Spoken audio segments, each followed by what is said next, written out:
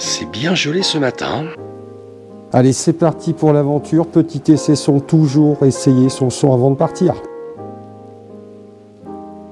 Salut à vous, mollets d'acier et avides de nature sauvage. Bon là, aujourd'hui, tournage extrême dans des conditions extrêmes, il fait -7. Donc ça caille un peu. Bienvenue dans cette vidéo, comment bien choisir son lieu de bivouac. Et quelques petits bonus. Pour le moment, comme vous pouvez le constater, je suis sur un chemin pédestre. Mais cela ne veut pas dire que je suis en sécurité. Ah, c'est bien gelé, ça pique un peu.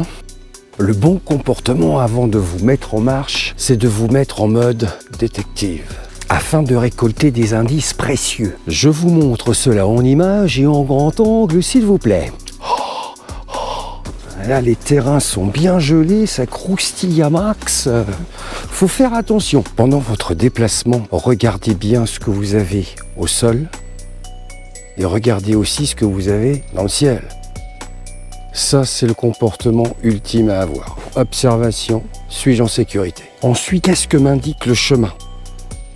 Premier indice, je m'aperçois que ce chemin est praticable par tout véhicule de tout genre. Deuxième indice, je vois quelques traces d'animaux. Et là, en l'occurrence, une trace de cheval. Et ici, une trace de chien. Donc là, concrètement, qu'est-ce que je vois sur le chemin que je pratique? Alors là, ici, j'ai une branche déjà.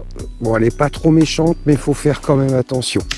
Bon, je suis désolé pour la qualité de la vidéo, c'est pas top. Niveau image, ça pixelise à mort. Quand vous avez affaire à un chemin accessible, cela vous indique deux choses. Déjà, forcément, il est accessible. Et si toutefois, chose que je ne vous souhaite pas, vous avez un petit déboire en nature, les secours seront à même à vous récupérer plus rapidement.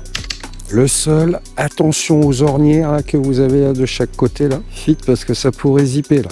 Hop, et ici, ça zip. Et ce chemin m'indique aussi qu'il est pratiqué par des véhicules en tout genre, des chevaux, des chiens, peut-être même des ours. Non, je déconne. Alors quand je me déplace, toujours le regard de loin et toujours aussi observer un petit peu ce qu'on a au sol. L'autre bon comportement à avoir, c'est de mettre en alerte aussi votre audition là. Parce qu'un son s'entend très bien en forêt. Ensuite, repérez-vous et servez-vous de votre corps comme d'une boussole. Donc là, par exemple, j'arrive par là et je repars par là. Donc je sais que quand je me retourne, forcément je reviens sur mes pas. Et aussi, regardez bien autour de vous quand vous marchez aussi sur un chemin pédestre afin de repérer quelques petits trucs visuels et quelques arbres. Là aussi, petit danger là. Attention ici là. Petite branche, attention ça c'est très dangereux. Là encore, je suis désolé pour la qualité de l'image. Ouais, là, la caméra que j'ai, c'est pas le top. Au niveau résolution, c'est pas extraordinaire. Autant que sur les chemins pédestres que dans les bois, faites très attention aux branches et aux arbres. Bon, là, ça va, il n'y avait pas de vent, c'est un petit peu tranquille, mais ça ne veut pas dire que le risque zéro n'existe pas. Attention, ça c'est des faiseurs de veuves. Qu'est-ce que c'est que cette histoire? Ah là là. Qu'est-ce que c'est que ce beans? Oh bah c'est la meilleure. 3 secondes sans vigilance et c'est retour casse-départ. Aussi, avant de rentrer dans un bosquet, soyez calme et soyez concentré sur ce que vous faites. Avant de rentrer dans ce bosquet, voici les règles de base à respecter. Je me mets en mode détective, j'observe mon environnement, j'écoute mon environnement. Je me sers de mon corps comme d'une boussole afin de me repérer et j'essaye de trouver des traces d'animaux aussi. Un petit peu de respect s'il vous plaît, merci beaucoup. Pendant cette marche, je n'ai pas trop vu de panneaux propriété privée, chasse gardée. C'est déjà une bonne chose. Mais cela ne veut pas dire que je sois autorisé à pratiquer mon activité, à savoir le bushwhack. C'est pour cela qu'il faut faire preuve de discrétion quand on pratique le bushwhack. Et surtout, être attentif à son environnement. On look, on listen. Essayons de trouver un endroit tranquille afin de s'installer.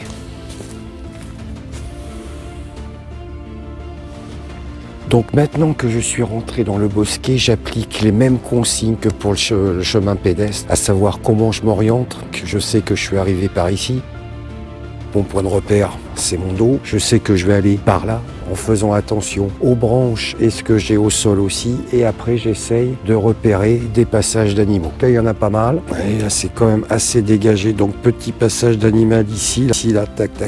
Ça, pour son déplacement, il faut regarder ça.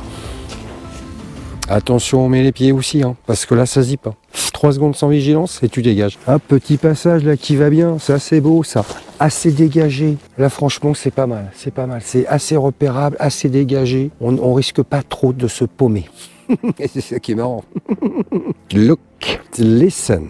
Et suis-je en sécurité? Je fais attention où je mets les pieds et je regarde au-dessus de moi. Et toujours porter son regard loin. Une biche! Je repère si j'ai des traces d'animaux. Azimut brutal et en avant Guingamp. Bon, j'ai pris un petit peu de temps pour trouver l'endroit et il s'est mis à neiger. Conditions extrêmes, chez Azimut brutal, on fait pas à demi-mesure. Bon, je pense trouver pas l'endroit idéal bien sûr, mais l'endroit pour pouvoir faire ce montage de tarp, installation de son campement. Ça c'est pour vous, Funk Fusion, vous m'avez demandé comment accrocher son sac à dos, des petites astuces, des petites techniques, et ben je vous montre ça tout de suite. Donc il va vous falloir de la corde, comme ceci, un bout de bois mort, comme celui-ci, et ensuite il va vous falloir vous trouver un arbre. Comme celui-ci par exemple. Alors ensuite, très facile, je prends ma corde. Si je peux trouver une petite branche afin de tenir le tout, c'est pas mal. Petit bout de bois mort. Je passe dans mes anses. Voilà. Déclipsage du sac à dos. Crazy. Et ensuite, c'est pas magnifique. Petite astuce pour vous, Funk Fusion. Et petit bonus. Et voici le résultat final. Comme ça, vous ne salissez pas votre sac. Vous avez tout à disposition et à hauteur. Le petit bonus qui va bien et qui fait plaisir au bonhomme. Petite parenthèse, selon la saison où vous faites votre activité, soyez attentifs au coucher du soleil. Car tout ce que je vous montre ne se fait pas en 10-15 minutes grand max, que ce soit très très clair. Donc prévoyez toujours 1h30, 2 heures avant le coucher du soleil afin de vous installer correctement. Parce que le temps de chercher votre endroit, de vous installer, ça se fait pas en 10-15 minutes, ça c'est sûr. En plus là, les conditions météorologiques sont extrêmes, ça caille. Comme vous pouvez le constater, c'est de la neige, donc je filme en conditions réelles.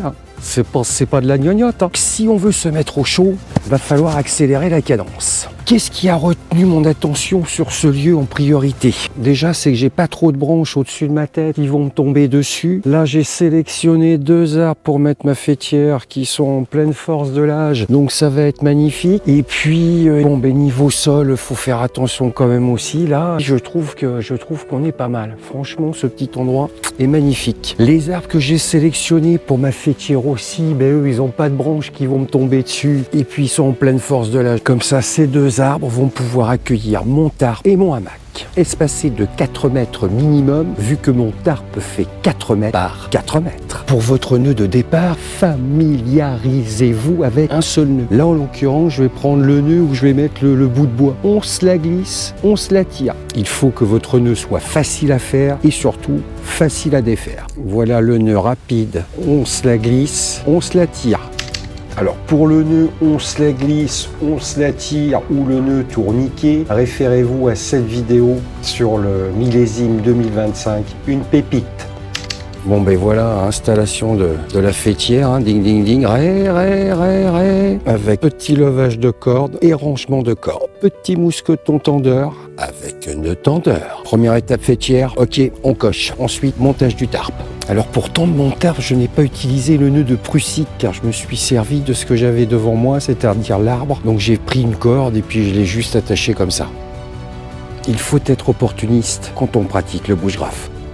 Alors en montage de tarp, j'utilise principalement le montage en A et plus particulièrement le A dodu. Pour ceux qui me découvrent, allez voir la vidéo top 3 des montages de tarp dans la saison 2025. Allez, installation hamac. Pour installer mon hamac, j'utilise ce genre de sangles qui sont ouvertes. Voilà, comme ça, vous pouvez, selon le diamètre de l'arbre que vous avez, comme là j'ai un arbre qui est assez petit, ça vous permet de pallier. Donc ça, super rapide, super efficace. Toujours les maîtres mots du bushcrafter et du bushcrafter. Rapidité, efficacité, sobriété. Prévoyez aussi de mettre vos accroches pour le hamac assez haut dans l'arbre afin que quand vous installez, le temps que ça se tasse, il va falloir rentrer gentiment dans le hamac. Je vous montre. Qu'est-ce que c'est que cette histoire? Ah oui, d'accord. Petite faute d'inattention. Bah oui, là j'ai envie de dire c'est pas très important parce que c'est pour l'exercice. Mais en conditions réelles, pensez à vos arbres aussi quand vous mettez la fêtière que ça, parce que sinon c'est foutu. Oui, faute d'inattention, là j'avais pas fait attention au diamètre de mon arbre et donc fatalement quand je me suis assis dans mon hamac, donc ça c'est la petite chose à éviter, faites attention aussi au diamètre de vos arbres. Allez, je vous envoie un petit bonus. Quand vous installez votre tarte, prévoyez au maximum de protéger vos sangles de hamac. Comme ça, ça évitera de les mouiller déjà d'une part. Et puis du second part, ça évitera de mouiller aussi votre hamac. Donc le moyen pour que l'eau ne s'imprègne pas jusqu'à votre hamac, la petite corde. Vous voyez là, j'essaye de protéger au maximum la sangle avec mon tape. Voici l'astuce pour ne pas mouiller votre hamac. Voilà l'astuce tous bête, vous prenez une corde, vous venez pincer votre sangle de hamac et comme ça quand l'eau coulera sur votre sangle d'une part, et bien après elle suivra le chemin de la corde. Alors rien ne vous empêche de multiplier cette opération pour être sûr de vous réveiller le lendemain matin et pas être les fesses dans l'eau. Votre corde. Plus vous protégerez vos sangles avec votre tarpe de la pluie, mieux ce sera. Mais malheureusement, on n'a pas toujours ce qu'on veut, c'est pour ça que cette petite astuce vous sera très utile. Et c'est complètement gratuit! Alors tout au long des vidéos que je vais vous présenter cette année 2026, je reviendrai sur certains points, certaines astuces afin que vous puissiez les maîtriser. Voilà, nous arrivons au terme de cette vidéo. Je vous remercie toutes et toutes pour vos commentaires, pour vos partages. Cette chaîne qui est magnifique, extraordinaire, elle gagne en puissance, elle gagne en visibilité. Merci de taquiner l'algorithme, car je suis aussi en train de le chatouiller un peu.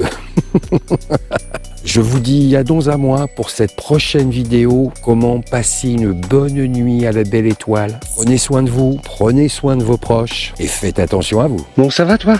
Pas trop froid aux racines? Ah, tu m'étonnes. Ça caille grave.